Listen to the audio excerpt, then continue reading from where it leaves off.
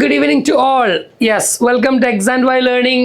നമ്മളെ NSMC exam national science and math championship എക്സാമിന് ഇനി കുറഞ്ഞ ദിവസങ്ങൾ മാത്രമാണ് നമ്മുടെ മുമ്പിലുള്ളത്.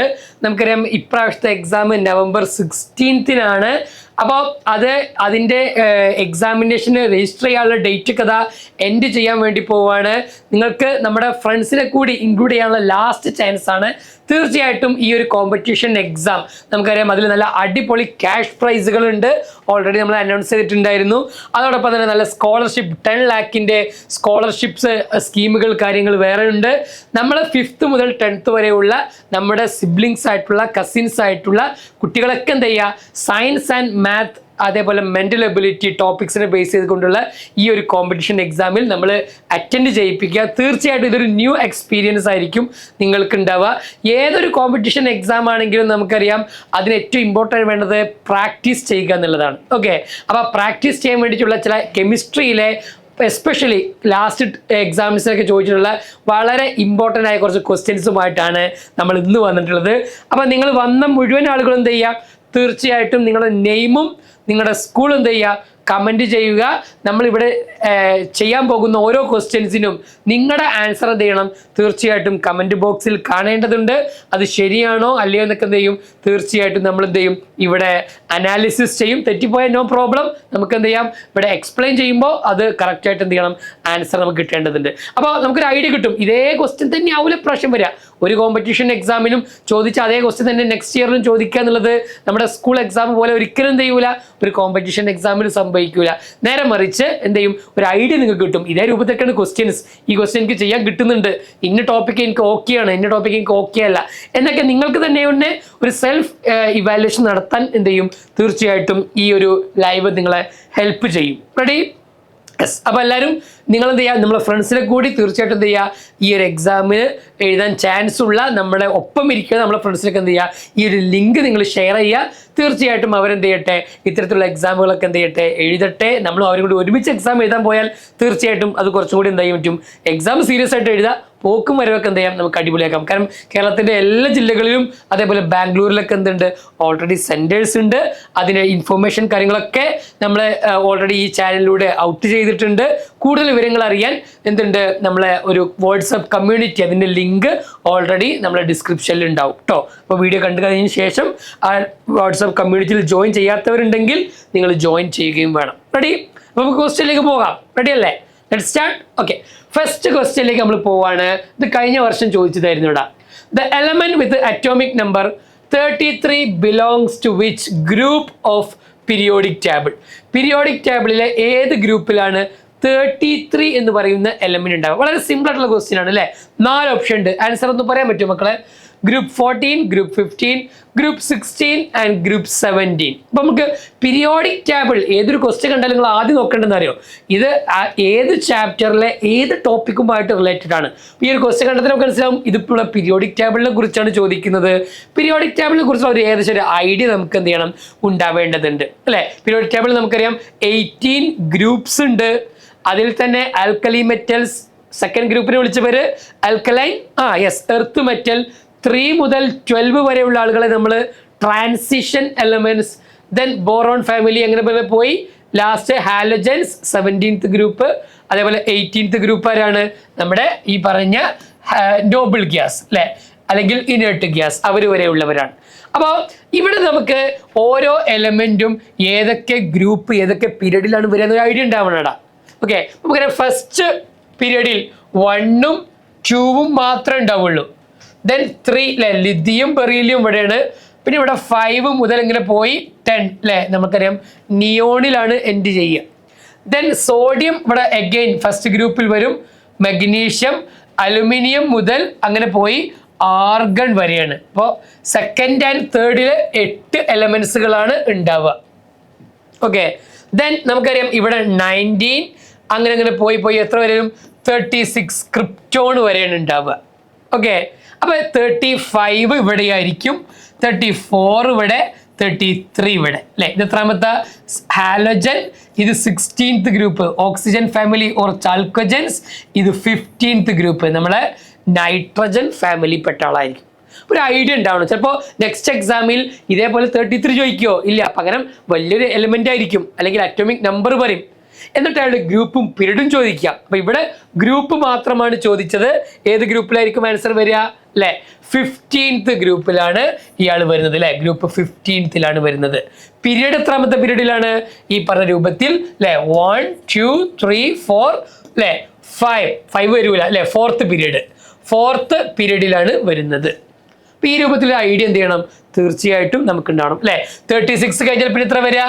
അഗെയിൻ അല്ലെ, ഇവിടെ 18 എലമെന്റ്സ് ഉണ്ട്. അപ്പൊ 36ഉം 18ഉം കൂടി ആഡ് ചെയ്താൽ 54ഉം അഗെയിൻ നമുക്കറിയാം ഇതിന്റെ ബാക്കിയാണ് എന്ത് ഇവിടെ വരിക? അല്ലെ, ലാന്തനേഡും ആക്ടിനേഡും. അപ്പൊ ഇവിടെ 32 ആഡ് ചെയ്യണം. എത്ര വരും? 86. അഗെയിൻ 32 ആഡ് ചെയ്താൽ 108. ലാസ്റ്റ് എലമെന്റ് ആരാ? ഓർഗാനസൺ, 108 ആണ്. ഓക്കെ, അപ്പോൾ പീരിയോഡിക് ടേബിളുമായി ബന്ധപ്പെട്ട് ഒരുപാട് ക്വസ്റ്റ്യൻസിനുള്ള പോസിബിലിറ്റി ഉണ്ട്. Yes, okay, right. ഓക്കെ, ഒരുപാട് പേര് എന്ത് ചെയ്യുന്നുണ്ട്? കമന്റ് ചെയ്യുന്നുണ്ട്. ആൻസറുകൾ എന്താവണടാ? കറക്റ്റ് ആവണം ട്ടോ. Okay, right. യെസ്. ഇനി നെക്സ്റ്റ് ക്വസ്റ്റ്യനിലേക്ക് പോകാം. The shell electronic configuration of element 28 is. അപ്പൊ 28 എന്ന് പറയുന്ന എലമെന്റിന്റെ ഇലക്ട്രോണിക് കോൺഫിഗറേഷൻ ഇതിൽ ഏതാണെന്നാണ്. 28 16 8 28 17 1 28 18 28 10 8. ഏതായിരിക്കും മക്കളെ വരുന്നുണ്ടാവുക? ആൻസർ 28 ആണ്. Okay, yes. അപ്പൊ ഇങ്ങനത്തെ ഒരു പ്രോബ്ലം നമ്മൾ എങ്ങനെ ചെയ്യേണ്ടത്? നമുക്കറിയാം പീരിയോഡിക് ടേബിളിൽ 18 എന്ന് പറയുന്ന നമ്മളെ ആർഗൺ വന്നു കഴിഞ്ഞാൽ എങ്ങനെ വരിക? ആർഗൺ 18 ആണ് അല്ലെ, 2 8 8 ആണ് വരിക. ഒരു 20 ആണെങ്കിലോ 2 8 8 2 അല്ലെ, ഇതറിയാലോ എല്ലാവർക്കും അല്ലെ. കാരണം എന്താ? ഔട്ടർ മോസ്റ്റ് ഷെല്ലിൽ ഒരിക്കലും മോർ ദാൻ 8 വരൂല. ഓക്കെ, 21 ആണെങ്കിലോ 2 8 ദെൻ ഒരു പ്രത്യേക കാര്യം ശ്രദ്ധിക്കണം. 21 മുതൽ 30 വരെ വരുന്ന ആളുകൾക്ക് എങ്ങനെ വരുന്നുണ്ടാവുക? ലാസ്റ്റ് ഇലക്ട്രോൺ ഔട്ടർ മോസ്റ്റ് ഷെല്ലിലല്ല ആഡ് ചെയ്യുക, ഔട്ടർ മോസ്റ്റ് ഷെല്ലിന്റെ ഉള്ളിലുള്ള ഷെല്ല്, നമ്മൾ വിളിച്ച പേരാണ് പെൻഅൾട്ടിമേറ്റ് ഷെല്ലിലാണ് ആഡ് ചെയ്യുക. എന്നാൽ ഔട്ടർ മോസ്റ്റ് ഷെല്ലിൽ എപ്പോഴും എന്തായിരിക്കും? 2 ഇലക്ട്രോൺ തന്നെയായിരിക്കും. അപ്പൊ 2 8 ഇത് 2 തന്നെ. അപ്പൊ ടോട്ടൽ എത്ര ഇടാ? 12 ആയി. ഇനി ബാക്കി എത്ര ഉണ്ട്? 12ന്റെ കൂടെ 9 ആഡ് ചെയ്യണം. അപ്പോഴാണ് എന്ത് വരിക? ടോട്ടൽ 21 വരിക. നെക്സ്റ്റ് 22 എങ്ങനെ വരിക? 2 8 10 2. അവിടെയും 2 ലാസ്റ്റിന് ഉണ്ടാവും. 23 എത്ര വരിക? 2 8 11 2. ഓക്കെ, 24 എന്താ വരിക? 24 ഒരു പ്രത്യേകത ഉണ്ട്. 24ഉം 29ഉം ഒരു പ്രത്യേകത ഉണ്ട് അല്ലെ. എന്താ പ്രത്യേകത? 2 8 അവസാനത്തെ ഷെല്ലിൽ 1 ഇലക്ട്രോണേ ഉണ്ടാവുള്ളൂ കേട്ടോ. 1 ഇലക്ട്രോണേ ഉണ്ടാവുള്ളൂ. 24ഉം 29ഉം മാത്രം ഔട്ടർ മോസ്റ്റ് 1 ഉണ്ടാവുള്ളൂ. അപ്പൊ എത്രയായി? 11 ആയിട്ടുള്ളൂ. ബാക്കി 13 ഇവിടെ ഉണ്ടാകും. എന്നാൽ 25ന് കുഴപ്പമൊന്നുമില്ല കേട്ടോ, സാധാ പോലെ തന്നെ. ഇവിടെ ക്വസ്റ്റ്യൻ എത്രയായിരുന്നു ഉണ്ടായിരുന്നത്?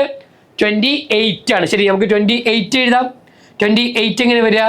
2 8 ഇവിടെ 2 തന്നെയാണ്, നോ ചേഞ്ചസ്. 12 ആയിട്ടുള്ളൂ. ബാക്കി എത്ര ഉണ്ടാകും മക്കളെ? 16 ഉണ്ടാകും. ഓക്കെ, 2 8 16 2. എവിടെ വരിക? 2 8 16 2. Option A is the right answer. അപ്പോൾ 20 മുതൽ 30 വരെ വരുമ്പോൾ 30 നമുക്ക് എങ്ങനെ വരുന്നുണ്ടാവുക? 30 2 8 ഇവിടെ 2 തന്നെ, ടോട്ടൽ 12 ആയിട്ടുള്ളൂ. ബാക്കി 18 വരും. 31 ഉണ്ടായിരുന്നെങ്കിലോ മക്കളെ? 31 2 8 ഇനി 19 പറ്റുമോ? കാരണം തേർഡ് ഷെല്ലിൽ മാക്സിമം 18 വരെയല്ലേ പോകുള്ളൂ. ബാക്കി 18 ദെൻ 3 വരും, ദെൻ 4 ദെൻ 5 അങ്ങനെ 8 വരെ പോകും. 36 ആകുമ്പോൾ 2 8 18 8 എന്നാവും ഉണ്ടാവുക. കാരണം ഔട്ടർ മോസ്റ്റ് ഷെല്ലിൽ മാക്സിമം 8 ആണ്. 8 വന്നു കഴിഞ്ഞാൽ അയാൾ ആരായിരിക്കും? നമ്മൾ പറഞ്ഞ നോബിൾ ഗ്യാസ് ആയിരിക്കും ഉണ്ടാവുക. ആർഗണി കഴിഞ്ഞാൽ നെക്സ്റ്റ് നോബിൾ ഗ്യാസ് ആരാ? 36 വരുന്ന ക്രിപ്റ്റോൺ ആയിരിക്കും വരുന്നുണ്ടാവും. അപ്പോൾ പീരിയോഡിക് ടേബിളിനെ കുറിച്ച് നല്ലൊരു ഐഡിയ ഉണ്ടെങ്കിൽ ഒരുപാട് കോമ്പറ്റീഷൻ എക്സാമുകളിൽ വരുന്ന ക്വസ്റ്റ്യൻസ് ആണ് ഈ രൂപത്തിലുള്ള periodic table related question. Okay, അപ്പോൾ അവിടുന്ന് എന്ത് ചെയ്യണം? നമുക്ക് ആൻസറുകൾ കിട്ടേണ്ടതുണ്ട്. റെഡി?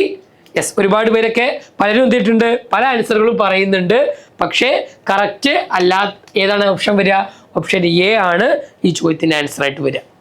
റെഡി? ഓക്കെ, നെക്സ്റ്റ് ക്വസ്റ്റ്യനിലേക്ക് നമുക്ക് പോയി നോക്കാം. The total number of electrons in chloride ion and magnesium ion is. Yes, അവ രണ്ട് അയോൺസിനെ കുറിച്ചാണ്. അയോൺ എന്ന് പറഞ്ഞാൽ നമുക്ക് എല്ലാവർക്കും അറിയാം, ചാർജ്ഡ് ആറ്റംസിനെ വിളിച്ച പേരാണ് എന്ത്? അയോൺ എന്ന് വിളിക്കുക. റെഡി? അപ്പൊ ഇവിടെ ക്ലോറൈഡ് അയോൺ ആണ് Cl minus, that is chloride ion. Okay, chlorine ആറ്റത്തിന് 17 ഇലക്ട്രോൺസ് ഉണ്ടാകും. ക്ലോറൈഡ് അയോണിനോ 1 ഇലക്ട്രോൺ എക്സ്ട്രാ ആഡ് ചെയ്തിട്ടുണ്ടാവും. അപ്പൊ ഇയാള് ടോട്ടൽ 18 ഇലക്ട്രോൺസ് ആയിരിക്കും ഉണ്ടാവുക. മഗ്നീഷ്യം, നോർമൽ മഗ്നീഷ്യം നമുക്കറിയാം അറ്റോമിക് നമ്പർ 12 ആണ്. എടാ ഇതൊക്കെ പഠിക്കാനുള്ള ഷോർട്ട് ട്രിക്ക്, ആദ്യത്തെ ഒരു 30 എലമെന്റ്സിന്റെ ഒക്കെ അറ്റോമിക് നമ്പറും ആ എലമെന്റിന്റെ നെയിമും സിമ്പിളൊക്കെ എന്തായാലും 10ാം ക്ലാസ് കഴിഞ്ഞ കുട്ടിക്ക് നിർബന്ധമായിട്ട് അറിയണം കേട്ടോ. ഓക്കെ, അതിനുള്ള ഷോർട്ട് ട്രിക്ക് നമ്മളെ മെയിൻ ചാനൽ എക്സാൻവൈയുടെ മെയിൻ ചാനൽ ഓൾറെഡി ഉണ്ട്. എക്സാൻവൈ ലേണിംഗ് എന്താ ചെയ്യുക, പീരിയോഡിക് ടേബിൾ ഷോർട്ട് ട്രിക്ക് എന്ന് കടിച്ചു കൊടുത്താൽ നമ്മൾ നല്ല പാട്ടൊക്കെ പഠിക്കുന്നുണ്ട്. ആദ്യത്തെ 10 എലമെന്റ് പഠിക്കാൻ ഹൈ ഹീലി BBC ന്യൂസ് ഓഫ് ആക്കിയോ നീ, ഹായ് ഹൈഡ്രജൻ, ഹീലി helium lithium, BBC beryllium boron carbon, news nitrogen, off ആക്കിയോ ഓക്സിജൻ ഫ്ലോറിൻ, നീ നിയോൺ. ഇങ്ങനെ ആദ്യത്തെ 10 എലമെന്റ് ആയില്ലേ. അടുത്ത 11 മുതൽ 20 വരെ പഠിക്കാൻ ഹേയ് നീയാര്, ഹേയ് നീയാരല്ല, സോഡ മാഗി, അലമാരയിൽ സിലിക്കൺ പാത്രത്തിൽ സൂക്ഷിക്കാൻ ക്ലാരയും പൊട്ടനും കാത്തിരുന്നു. നല്ല രസമുണ്ടല്ലോ കേൾക്കാൻ. Yes, soda Maggi, sodium magnesium, ആ മഗ്നീഷ്യം ഇത്. അലമാരയിൽ അലുമിനിയം, സിലിക്കൺ പാത്രം, സിലിക്കൺ ഫോസ്ഫറസ്, സൂക്ഷിക്കാൻ സൾഫർ ആണ്, ക്ലാര ക്ലോറിൻ ആർഗൺ, പൊട്ടൻ പൊട്ടാഷ്യം, കാത്തിരുന്നു ആരാണ് കാൽഷ്യം. ഇങ്ങനെയൊക്കെ ഈസി ട്രിക്കുകളുണ്ട് കേട്ടോ. അതേപോലെ സ്കൂട്ടി വിക്രമൻ, ഫെക്കോ നിക്കൂസൺ 21 to 30 ആണ്. Scooty scandium titanium, Vikraman vanadium chromium manganese, Vikraman. ഫെക്കോ നിക്കൂസൺ, ഫെക്കോ ആരാ, അയൺ കൊബാൾട്ട്, നിക്കൂസൺ നിക്കൽ കോപ്പർ സിഗ. ആദ്യം 30 എലമെന്റ്സ് നമ്മൾ പഠിച്ചതാ. ഇത്ര ഈസിയാണ് പീരിയോഡിക് ടേബിൾ. റെഡി? നമ്മൾ മെയിൻ ചാനലിൽ എൻ്റെ നെയിമും പീരിയോഡിക് ടേബിൾ ഷോർട്ട് ട്രിക്ക് എന്നൊക്കെ അടിച്ചു കൊടുത്താൽ നമുക്ക് പെട്ടെന്ന് കിട്ടും. ഓക്കെ, ഒരുപാട് പേര് ലക്ഷത്തിലധികം ആളുകൾ കണ്ട വീഡിയോ ആണ്. Okay, yes. അപ്പൊ ക്ലോറിൻ എന്തുണ്ട്, 18 ഇലക്ട്രോൺ. മഗ്നീഷ്യം നമുക്കറിയാം 12 ഇലക്ട്രോൺ ആണ്. ബട്ട് മഗ്നീഷ്യം അയോൺ എന്ന് പറയുമ്പോൾ നമുക്കറിയാം ഇറ്റ് ഡൊണേറ്റഡ് 2 ഇലക്ട്രോൺസ്, Mg2+ ആണ്. അപ്പൊ 12 ഇലക്ട്രോണിന്ന് 2 ഇലക്ട്രോൺ ഇല്ല. അപ്പൊ എത്ര വരും ഇവിടെ, എത്ര വരും, 10 ആണ് വരിക. അപ്പൊ ഈ 10 ഇലക്ട്രോൺസ് ആയിരിക്കും. 18ഉം 10ഉം കൂടി ആഡ് ചെയ്താൽ ടോട്ടൽ 28 ആണ് ആൻസർ വരിക. 28. Ready? Option A is the right answer. Ready അല്ലേ? കിട്ടിയോ? ഓക്കെ, നെക്സ്റ്റ് ക്വസ്റ്റ്യനിലേക്ക് പോകാം. ഓക്കെ ആണല്ലോ? എൻ്റെ കൂടെ തന്നെ ഉണ്ടല്ലോ. ഈ ഒരു ക്വസ്റ്റ്യൻ ചെയ്യുമ്പോഴേ ഒരു കയ്യിലൊരു പെൻ ആൻഡ് പേപ്പർ ഒക്കെ പിടിക്കടാ, എന്നാലും എന്താ ഉള്ളൂ, ആ ക്വസ്റ്റ്യൻ ആൻസർ ഒക്കെ നമുക്ക് ചെയ്യാൻ പറ്റുള്ളൂ. When nitric acid react with metals, hydrogen gas is not observed because nitric acid മെറ്റലുമായിട്ട് റിയാക്ട് ചെയ്താൽ ഹൈഡ്രജൻ ഗ്യാസ് ഉണ്ടാവാറില്ല. കാരണം നമുക്കറിയാം നോർമലി ഒരു മെറ്റൽ ഇപ്പോൾ സോഡിയം HCl-ഉമായിട്ട് റിയാക്ട് ചെയ്യും, മഗ്നീഷ്യം സൾഫ്യൂരിക് ആസിഡുമായിട്ട് റിയാക്ട് ചെയ്യും. ഇങ്ങനെ ഓരോ മെറ്റലും ഓരോ ആസിഡുമായിട്ട് റിയാക്ട് ചെയ്യും. പക്ഷെ പൊതുവെ മെറ്റൽസ് ഈ പറഞ്ഞ HNO3-യുമായിട്ട് റിയാക്ട് ചെയ്തുകൊണ്ട് ഹൈഡ്രജൻ ഗ്യാസ് എന്ത് ചെയ്യൂല, ഹൈഡ്രജൻ ഗ്യാസ് റിലീസ് ആവൂല. എന്താണ് കാരണം? Metallic hydrides are formed. Metal weakly react with nitric acid. Hydrogen is oxidised by nitric acid. Hydrogen is reduced by nitric acid. ഇതിലേതാണ് മക്കളെ ആൻസർ? ഇവിടെ ആദ്യം നമ്മൾ ഈ പറഞ്ഞ ഇതേത് ചാപ്റ്ററുമായി റിലേറ്റഡാ? ഒന്നുകിൽ മെറ്റൽ എന്നുള്ള ചാപ്റ്ററുമായിട്ട് അല്ലെങ്കിൽ ആസിഡുമായിട്ട്, ആ ടോപ്പിക്കിലാണ് ഇവിടെ വരിക. ഈ പറഞ്ഞ HNO3-യുമായിട്ട് നോർമലി മെറ്റൽ റിയാക്ട് ചെയ്യൂല. അതിൻ്റെ മെയിൻ റീസൺ എന്താ അറിയോ? HNO3 is A strong oxidising agent ആണ്. ഇയാൾ സ്ട്രോങ് ഓക്സിഡൈസിങ് ഏജന്റ് ആണ്. ഇയാൾ ആരെയാണ് ഓക്സിഡൈസ് ചെയ്യുക? ഹൈഡ്രജനെ എന്ത് ചെയ്യും? ഓക്സിഡൈസ് ചെയ്യും.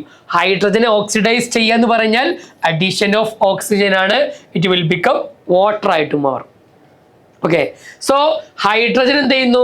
ഇവിടെ ഓക്സിഡൈസ് ചെയ്യുന്നു ബൈ HNO3. ഇവിടെ hydrogen is oxidised by HNO3 nitric acid. Okay, അതാണ് ഈ പറഞ്ഞ ക്വസ്റ്റ്യൻ്റെ ആൻസർ ആയിട്ട് വരുന്നുണ്ടാവുക. അപ്പൊ ഇത് നൈട്രിക് ആസിഡിന്റെ ഒരു സ്പെഷ്യൽ പ്രോപ്പർട്ടി ആണെന്ന് എന്ത് ചെയ്യുക, നമ്മൾ മനസ്സിലാക്കുക. ക്ലിയർ ആണല്ലോ? നെക്സ്റ്റ് ക്വസ്റ്റ്യനിലേക്ക് പോകാം. അപ്പോൾ നോർമലി എല്ലാ മെറ്റലും HNO3-യുമായിട്ട് റിയാക്ട് ചെയ്യൂല. അതിലും ചില എക്സെപ്ഷൻ കേസ് ഉണ്ട് കേട്ടോ. ആരൊക്കെയാണ്? മാഗ്നീഷ്യവും അതേപോലെ മാംഗനീസും. മഗ്നീഷ്യം മാംഗനീസും എന്ത് ചെയ്യും? ഈ പറഞ്ഞ HNO3-യുമായിട്ട് റിയാക്ട് ചെയ്യും and also produce hydrogen gas ഉണ്ടാകുകയും ചെയ്യും. അത് എക്സെപ്ഷൻ ആണ്. കെമിസ്ട്രിക്കാരുടെ സ്വഭാവം എപ്പോഴും ഇങ്ങനെയാണ്. എല്ലാം ജനറൽ ആയിട്ട് പറയും, ഇത് കുറെ എക്സെപ്ഷൻ ഉണ്ടാവും അല്ലെ. നോർമലി മെറ്റൽ ആസിഡുമായിട്ട് റിയാക്ട് ചെയ്യും, വാട്ടർ ഉണ്ടാകും, സോൾട്ട് ഉണ്ടാവും. ബട്ട് കോപ്പർ അല്ലെ, സിൽവർ, ഗോൾഡ് ഇത് ആസിഡുമായിട്ട് റിയാക്ട് ചെയ്ത് ഹൈഡ്രജനെ ഡിസ്പ്ലേസ് ചെയ്യോ? നോ. അതിൽ എക്സെപ്ഷൻ ഉണ്ട്. അങ്ങനെ എല്ലാത്തിലും എക്സെപ്ഷൻകാരാണ് ആര്? കെമിസ്ട്രി. ആ എക്സെപ്ഷൻ എന്ത് ചെയ്യും? ഒരു കോമ്പറ്റീഷൻ എക്സാമിന് ചോദിക്കുകയും ചെയ്യും. കാരണം എന്തേ? നമ്മൾ തെറ്റാനുള്ള പോസിബിലിറ്റി വളരെ കൂടുതലാണ്. Okay, yes. Next question. The oxidation number of hydrogen in sodium hydride and oxygen in hydrogen peroxide is respectively. Okay, hydrogen in sodium hydride and oxygen in hydrogen peroxide. അപ്പോൾ ഇവിടെ എന്തോ ഒരു ഓക്സിഡേഷൻ ടെമ്പറിൽ നേരത്തെ പറഞ്ഞ പോലെ എന്തോ ചില എക്സെപ്ഷൻ കേസ് ഉള്ളത് കൊണ്ടാണല്ലോ അത് സ്പെഷ്യലായിട്ട് ചോദിച്ചിട്ടുണ്ടാവുക. ഓക്കെ, സോഡിയം ഹൈഡ്രൈഡ് എന്ന് പറയുമ്പോൾ ആരാടാ? NaH ആണ്. ഓക്കെ, അപ്പം നമുക്ക് നോർമലി അറിയാം ഹൈഡ്രജൻ എന്ന് പറയുന്ന ആൾ ഇപ്പോൾ HCl എടുത്താൽ ഹൈഡ്രജൻ +1 ആണ്, ക്ലോറിൻ -1 ആണ്. ഹൈഡ്രജൻ നോർമലി +1 കാണിക്കുക. ഓക്കെ, എന്നാൽ സോഡിയം ഹൈഡ്രൈഡിൽ സോഡിയം നമുക്കറിയാം +1 ആണ്, അതുകൊണ്ട് തന്നെ ഹൈഡ്രജൻ -1 ആണ്. കാരണം ഈ പറഞ്ഞ ഇലക്ട്രോ നെഗറ്റിവിറ്റി വളരെ കൂടിയ ആളുകൾ എപ്പോഴും മൈനസ് ആയിരിക്കും ഉണ്ടാവുക. അപ്പോൾ NaOH എടുത്താൽ ആർക്കാണ് ഇലക്ട്രോ നെഗറ്റിവിറ്റി കൂടുതൽ? ഹൈഡ്രജൻ ആണ്. സോഡിയത്തിന് കുറച്ചും കൂടി എന്തുണ്ട്? ഇലക്ട്രോ നെഗറ്റിവിറ്റി കൂടുതലാണ് കമ്പയർ ടു ഹൈഡ്രജൻ കേട്ടോ. So in this case hydrogen is -1. ഇനിയോ ഓക്സിജൻ ഇൻ ഹൈഡ്രജൻ പെറോക്സൈഡ്. ഇപ്പം നമുക്കറിയാം H2O +1 തന്നെയാണ്. ഓക്സിജനോ -2 ആണ്. നമ്മൾ 9th സ്റ്റാൻഡേർഡിലൊക്കെ പഠിച്ചിട്ടുണ്ടാവും, അല്ലെങ്കിൽ 10th തന്നെ പഠിച്ചിട്ടുണ്ടാവും. ഓക്കെ, ഓക്സിജൻ നോർമലി -2 ആണ്. എന്നാൽ in the case of hydrogen peroxide, hydrogen peroxide H2O2, അവിടെ ഹൈഡ്രജൻ +1 ആണ്, at the same time oxygen -1 ആണ്. Okay, ready? ഹൈഡ്രജൻ +1ഉം ഓക്സിജൻ -1ഉം വരുന്ന കേസാണ് ഇത്. ഈ പറഞ്ഞ ഹൈഡ്രജൻ പെറോക്സൈഡിന്റെ കേസിൽ അങ്ങനത്തെ ഒരു എക്സെപ്ഷൻ കേസ് ഉണ്ട്. റെഡിയാണല്ലോ? ഓക്കെ, അപ്പോൾ ഇത് വരിക ഈ പറഞ്ഞ രൂപത്തിൽ ഒരാൾ -1, ഹൈഡ്രജൻ -1 ആണ്, ഓക്സിജൻ -1 ആണ്. ഏത് ആൻസർ വരിക? Option B is the right answer. രണ്ട് കേസിലും -1 ആണ് വരുന്നത്.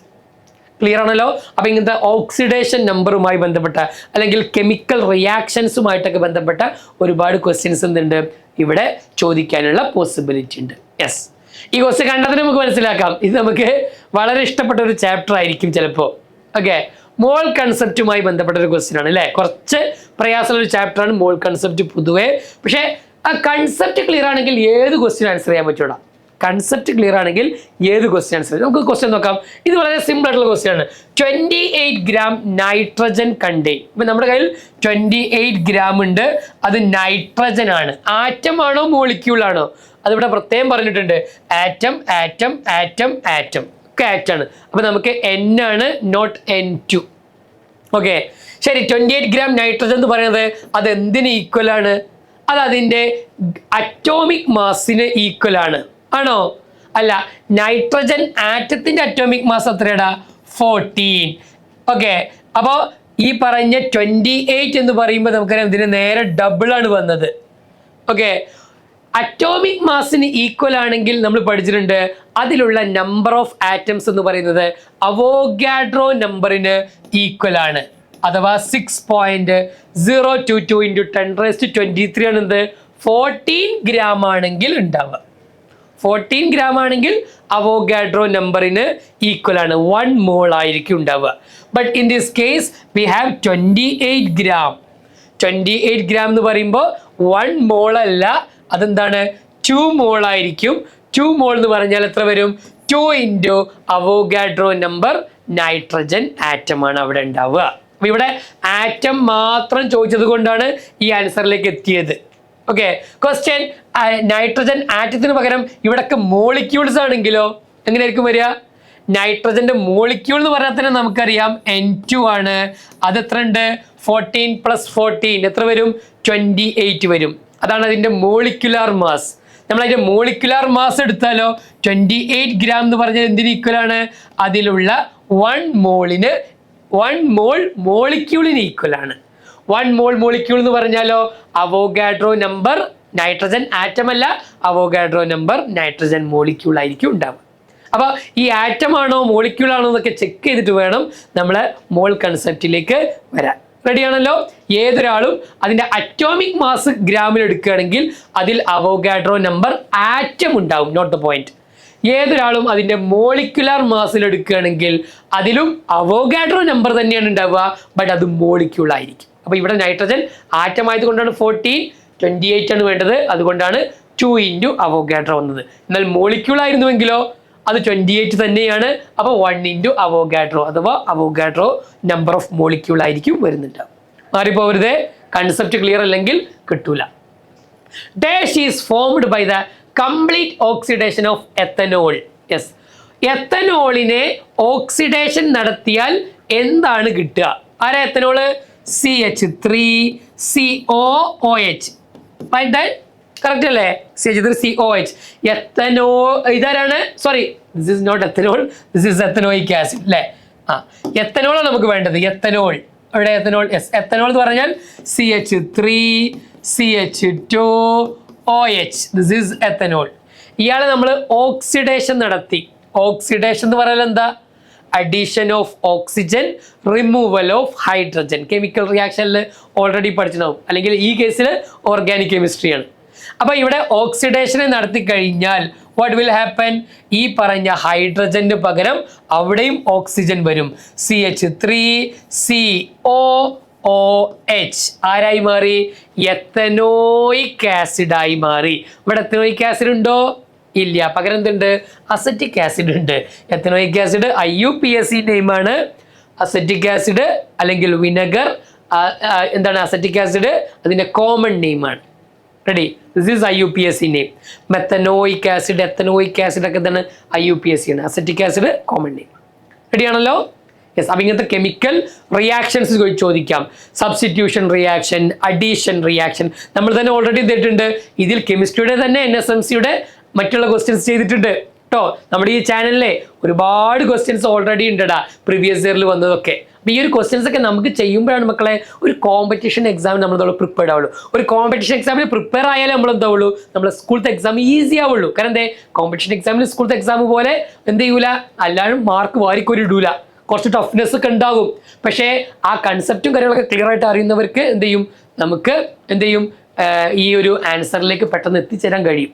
അപ്പോൾ നിങ്ങൾ കുറച്ച് ഡെപ്ത് ആൻഡ് സ്ട്രോങ് ആയിട്ട് ഒരു കോമ്പറ്റീഷൻ എക്സാമിന് വേണ്ടി പ്രിപ്പയർ ചെയ്യുമ്പോൾ അവിടെ ഈസി ആകുന്നത് എന്താണ്? സ്കൂൾ എക്സാം ആണ്. അല്ലാതെ ഇതൊന്നും എനിക്ക് പറ്റില്ല എന്ന് പറഞ്ഞിരിക്കലല്ല കേട്ടോ. Yes. If the number of molecules of A gas dash, അവിടെ എ ഉണ്ട്, the volume of gas will become dash by assuming pressure and temperature remains constant. Okay, അപ്പോൾ പ്രഷറും ടെമ്പറേച്ചറും കോൺസ്റ്റന്റ് ആണെങ്കിൽ നമ്പർ ഓഫ് മോളിക്യൂള് ഡാഷ് ആയാൽ അതിൻ്റെ volume dash ആകും. ഇത് ഏത് ലോ ആയിരുന്നു? ഗ്യാസ് ലോസ് പഠിച്ചിട്ടുണ്ടാവും. Boyle's law, Charles law, Avogadro's law. ഏത് ലോ ആണ്? നമ്പർ ഓഫ് മോളിക്യൂളും വോള്യവും തമ്മിൽ കണക്ഷൻ പറയുന്നത്. യെസ്, കമന്റ് പറയൂ. ഏതാണ്? യെസ്, അവോഗാഡ്രോസ് ലോ ആണ് അല്ലേ? അവോഗാഡ്രോ ആണ്. അവോഗാഡ്രോ പറഞ്ഞെന്താ? നമ്പർ ഡബിൾ ആയാൽ, ഇപ്പൊ കണ്ടോ ഇവിടെ 4 എന്തുള്ളൂ? മോളിക്യൂൾസ് ആണ്. ഇപ്പുറത്തോ 8 ആയി. നമ്പർ ഡബിൾ ആയാൽ ആരും ഡബിൾ ആകും. ഇവിടെ ഇത്രയല്ലേ വോള്യം ഉള്ളൂ. ഇവിടെ വോള്യം എന്തായി? നേർ ഡബിൾ ആയി. ഇവിടെ n നമ്പർ ഓഫ് പാർട്ടിക്കിളിന് V വോള്യം റിക്വയർഡ് ആണെങ്കിൽ in this case n double ആയി. So V should be double. Okay, അപ്പം എന്തായിരിക്കും വരിക? നമ്പർ ഡബിൾ ആയാൽ എന്ത് ചെയ്യും? വോള്യവും ഡബിൾ ആവും. ഡയറക്റ്റ്ലി പ്രൊപ്പോർഷണൽ ആണ്. ഇയാൾ ഹാഫായി, അപ്പൊ ഡബിൾ ആവോ? ഇല്ല. ഇയാൾ ഹാഫായി 4 ടൈം, അതുമല്ല. ഡബിളായി 4 ടൈം ആണോ? അല്ല. ഡബിളായി. ഒരാൾ നമ്പർ ഓഫ് മോളിക്യൂൾ ഡബിളായി, അപ്പൊ വോള്യവും ഡബിളായി. Okay, next question. Which of the following statement is incorrect? Incorrect statement ആണ്. Neutralisation reactions are double displacement. Precipitation reactions are double displacement. Breakdown of hydrogen peroxide to water and oxygen is an example of displacement. Galvanic cell reaction is an example of redox reaction. ഇങ്ങനത്തെ question കാണുമ്പോൾ നമ്മൾ എന്താ ചെയ്യേണ്ടത്? ഇതിൽ ഏതാണ് incorrect എന്നുള്ളതാണ് question. Incorrect ഏതാണ്? ഇതിനൊക്കെ എക്സാമ്പിൾ വേണമെങ്കിൽ ചെയ്ത് നോക്കുക. അപ്പോൾ നമുക്ക് പെട്ടെന്ന് ആൻസർ കിട്ടും. നോക്കിക്കേ, ന്യൂട്രലൈസേഷൻ. ഒരു ന്യൂട്രലൈസേഷൻ റിയാക്ഷൻ പറഞ്ഞ് നമുക്ക് എല്ലാവർക്കും അറിയാം അല്ലേ? NaOH ഈ പറഞ്ഞ HCl-ഉമായിട്ട് റിയാക്ട് ചെയ്താൽ എന്താണ്? ഡബിൾ ഡിസ്പ്ലേസ്മെന്റ് ആണ്. N ഇങ്ങോട്ട് പോകും, H ഇങ്ങോട്ട് വരും. അങ്ങനെയല്ലേ മക്കളെ NaCl-ഉം അതേപോലെ തന്നെ വാട്ടറും ഉണ്ടായത്? N ഇങ്ങോട്ട് പോയടാ, N ഇങ്ങോട്ട് പോയി, അപ്പൊ NaCl. H ഇങ്ങോട്ട് വന്ന് HOH ആരാ? Water. So it is A correct statement. Precipitation reaction double displacement ആണ് അല്ലേ? ആണ്. അവിടെ നമുക്ക് ഒരു എക്സാമ്പിൾ ഒക്കെ വെച്ച് നോക്കുകയാണെങ്കിൽ ആ സ്റ്റേറ്റ്മെന്റും കറക്റ്റ് ആണെന്ന് എന്ത് ചെയ്യാൻ പറ്റും? നമുക്ക് മനസ്സിലാക്കാൻ പറ്റും. ഓക്കെ, ഇപ്പൊ എക്സാമ്പിൾ പറയുകയാണെങ്കിൽ ബേരിയം ക്ലോറൈഡ് ആരുമായിട്ട്? HCl-ഉമായിട്ട് റിയാക്ട് ചെയ്യുന്നു അല്ലേ? ഇതൊരു അല്ലെ, ബേരിയം ഇങ്ങോട്ട് പോകും, H ഇങ്ങോട്ട് വരും. എന്താ കിട്ടുക? സോറി, ബേരിയം ക്ലോറൈഡ് H2SO4-ഉമായിട്ട് കേട്ടോ, H2SO4-ഉമായിട്ട്. ബേരിയം ക്ലോറൈഡ് H2SO4 ആണെങ്കിൽ barium sulphate plus H2Cl2. H2Cl2 ആരാ? HCl. റെഡി? H2Cl2 റോൾ ഉണ്ടോ? ഇല്ല. H ഇങ്ങോട്ട് വന്നാൽ HCl ആയിരിക്കും വരുന്നുണ്ടാവും. So in this case it form a white precipitate. So precipitation is also double displacement. Okay, അപ്പൊ ആദ്യ രണ്ട് സ്റ്റേറ്റ്മെന്റ് എന്താണ്? കറക്റ്റ് ആണ്. ഇനി മൂന്നാമത്തെ സ്റ്റേറ്റ്മെന്റ് നോക്കാം. Break down of hydrogen peroxide. നമ്മൾ പഠിച്ചല്ലേ, 9th പഠിച്ചിട്ടുണ്ടാവും. ഹൈഡ്രജൻ പെറോക്സൈഡ് ബ്രേക്ക് ചെയ്താൽ എന്താ ഉണ്ടാവുക? വാട്ടർ ഉണ്ടാകും, ഓക്സിജൻ ഗ്യാസ് ഉണ്ടാവും. So what will happen? എന്താ സംഭവിക്കുക? ഈ പറഞ്ഞ വാട്ടറും ഓക്സിജനും എന്താണ് ഉണ്ടാവും. It's an example of displacement. Is it a displacement reaction? No. ഇത് ഡിസ്പ്ലേസ്മെന്റ് ആണോ? അല്ല, ഇത് ഡീകമ്പോസിഷനാണ് നടന്നത്. ഒരാള് രണ്ട് പ്രോഡക്റ്റായി മാറി. So this is the wrong statement. Question എന്താ? ഇൻകറക്റ്റ് സ്റ്റേറ്റ്മെന്റ് ഏതാണെന്നാണ്. അപ്പൊ എന്താണ്? സി ആണ് ഇൻകറക്റ്റ് സ്റ്റേറ്റ്മെന്റ്. ഗാൽവാനിക് സെൽ എന്താണ്? ഒരു റിഡോക്സ് റിയാക്ഷൻ ആണ്. ഗാൽവാനിക് സെൽ സപ്പോസ് സിങ്ക് എന്ത് ചെയ്യും? കോപ്പർ സൾഫേറ്റുമായിട്ടൊക്കെ റിയാക്ട് ചെയ്യും and it will become zinc sulphate and copper അല്ലെ? ഇവിടെ 0, ഇയാൾ +2, ഇയാൾ -2, ഇവിടെ +2, ഇയാൾ -2, ഇവിടെ 0. എന്തായി? സിങ്ക് +2 ആയി. ഓക്സിഡേഷൻ. കോപ്പർ +2 ഉണ്ടായിരുന്നു, 0 ആയി. +2 ഉള്ള ആൾ 0 എന്ന് പറഞ്ഞാൽ റിഡക്ഷൻ. സോ ഓക്സിഡേഷൻ നടന്നു, റിഡക്ഷൻ നടന്നു. It's A redox reaction.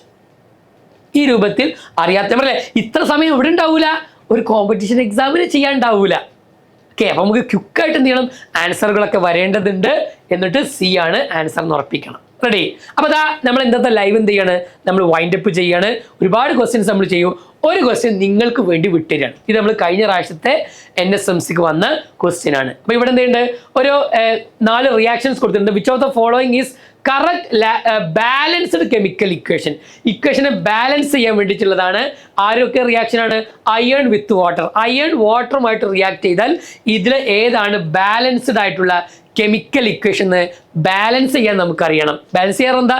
റിയാക്ടന്റിന്റെ സൈഡിലും പ്രോഡക്റ്റിന്റെ സൈഡിലും same number of atoms equal ആവണം. ഇവിടെ എത്ര F ഉണ്ടോ അത്രയും F അപ്പുറത്തുണ്ടോ എന്നൊക്കെ ഉറപ്പ് വരുത്തണം.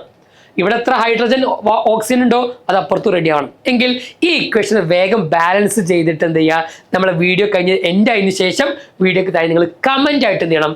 മാർക്ക് ചെയ്യണം. ABCDയിൽ ഏതാണ് കറക്റ്റ് ആൻസർ എന്ന് എന്ത് ചെയ്യുക? ഇപ്പൊ ചെയ്യേണ്ട, വീഡിയോ കഴിഞ്ഞ് എൻഡ് ചെയ്തതിനു ശേഷം നിങ്ങൾ എന്ത് ചെയ്യുക?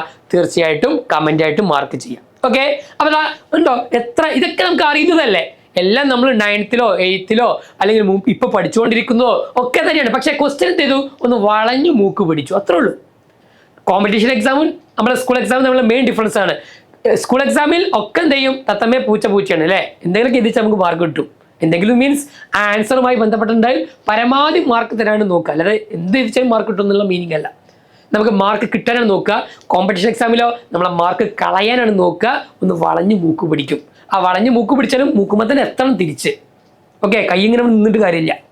റെഡി? യെസ്. അപ്പൊ ഈ രൂപത്തിൽ എന്ത് ചെയ്യുക? നമ്മൾ കൂടുതൽ പ്രാക്ടീസ് ചെയ്യുക. നിങ്ങൾക്കുള്ള ഡൗട്ടുകളും അതേപോലെ തന്നെ നിങ്ങളുടെ സജഷൻസ് ഒക്കെ എന്ത് ചെയ്യുക? വീഡിയോക്ക് താഴെ കമന്റ് ചെയ്യുക. നമുക്ക് എന്ത് ചെയ്യാം? വീണ്ടും കാണാം. കൂടുതൽ പ്രോബ്ലംസ് നമ്മുടെ ചാനലിനുണ്ട്. നമ്മുടെ ഫ്രണ്ട്സിനൊക്കെ എന്ത് ചെയ്യുക? NSMCക്ക് ഇൻവൈറ്റ് ചെയ്യണമെന്ന് ഓർമ്മപ്പെടുത്തിക്കൊണ്ട് നമ്മൾ തൽക്കാലം വൈൻഡപ്പ് ചെയ്യുന്നു. ആൻസർ പറഞ്ഞ എല്ലാവർക്കും ഒരു ബിഗ് താങ്ക്സ് പറഞ്ഞുകൊണ്ട് നമുക്ക് വീണ്ടും കാണാം. ബൈ.